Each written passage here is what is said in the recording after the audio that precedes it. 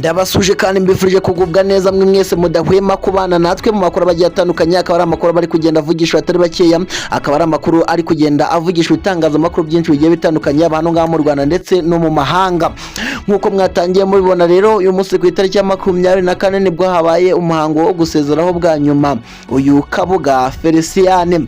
Uyu Kabuga Feliciane akaba yarapfuye ku itariki 16 Gicurasi, ubwo ni mu kwezi kwa 5 2026. Akaba yarapfiriye Irahiye mu Buholandi, aho yari afungiwe by'agateganyo nyuma yuko urubanza rwe rwa nyuma utegwa akaburanishijwe. Akaba ariho yapfiriye muri iyi gereza y'Irahiye mu Buholandi.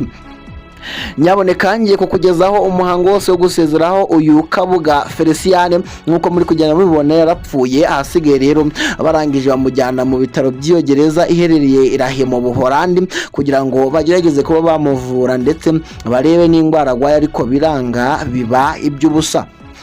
Hano ngaha rero muri aya makuru ndetse no muri iyi video ngiye kukugezaho ibyaranze umuhango wose wo gusezeraho uyu Kabuga Feliciane, ndetse byagenze bite kugira ngo batinde kumushyingura, dore ko yapfuye ku itariki 16 Gicurasi 2026. Akaba bamushyinguye uyu munsi kuri itariki ya 24 Gicurasi 2026. Ariko nyaboneka ibintu byakomeje kugorana ndetse biba n'imvururu ubwo bamushyinguraga ndetse banamusezeraho bwa nyuma, dore ko uyu Kabuga Feliciane yagiye gusomerwa misa. Abantu ibintu babonye nabi kandi bakavuga bati umunyabyaha nk'uyu nguyu ntabwo yari akwiye gusomerwa misa ndetse n'ibyo yakoze, ariko abandi bakavuga bati apfuye ari umwere, dore ko ibi byaha byose bamushinja nta na kimwe kigeze kimuhama, dore ko bamushinja kuba yaragize uruhare muri jenoside yakorewe abatutsi, harimo no kugira uruhare mu kugura imihoro myinshi irenga 1000 yishe abatutsi